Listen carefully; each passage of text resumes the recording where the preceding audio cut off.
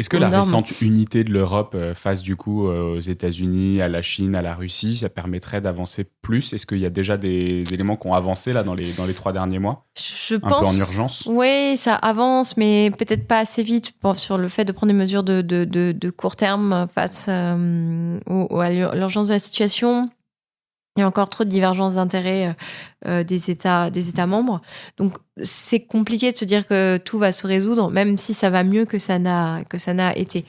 La dernière chose sur l'Europe, c'est donc France 2030, on va peut-être revenir sur France 2030.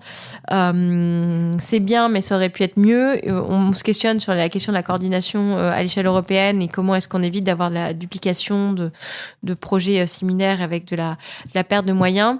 Mais on a quand même en fait un manque de questionnement sur comment on réindustrialise dans le contexte actuel, qu'est-ce que ça veut dire, est-ce qu'on est prêt à faire évoluer notamment à l'échelle européenne la doctrine, donc fermer des marchés qu'on juge sensibles, la réciprocité dans les clauses sociales et environnementales, c'est dire quand vous produisez en France, vous n'avez pas le droit de rejeter tout ce que vous voulez, tous les effluents industriels ne peuvent pas être rejetés sans traitement avant dans le milieu naturel, c'est pas le cas en Inde, donc est-ce qu'on tolère qu'un produit qui par sa fabrication contribue à flinguer la planète, rentre sur le territoire, on se dit ça ne respecte pas nos normes, ça ne rentre pas sur le territoire. C'est mettre des clauses de localisation, c'est-à-dire si vous voulez bénéficier d'aides publiques, vous venez produire sur le territoire européen parce qu'il n'y a pas de raison que ça ne profite ni à l'emploi ni à la fiscalité européenne, autant que ça pourrait le faire. C'est des clauses de transfert de technologie. C'est-à-dire, on a pris ça, du c'était retard. ton idée clé dans le Festival des idées de chaleur humaine. Il me semble que c'était ça, c'était ce mécanisme d'ajustement aux frontières. Ouais, alors, sur le festival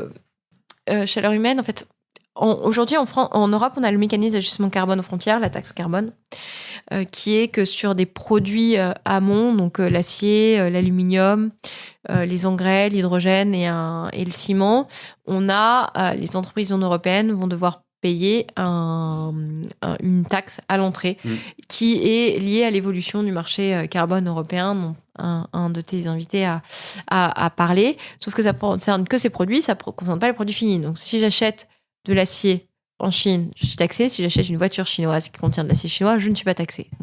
Là, c'est un peu incohérent. Et donc, c'était de se dire d'avoir un mécanisme peut-être moins complexe et plus défensif. C'est-à-dire, par exemple, la Chine, pour produire de l'électricité, elle consomme plus de 70% de charbon. Enfin, son électricité est produite à plus de 70% grâce au charbon, en sachant que pour la production d'électricité, le charbon, ça doit être plus de 27% des émissions mondiales. Donc, se dire, on met une taxe proportionnelle à l'utilisation de charbon. Donc, si c'est 70%, on taxe à 70%. Ce qui fait que ça arrive dans tous les produits finis.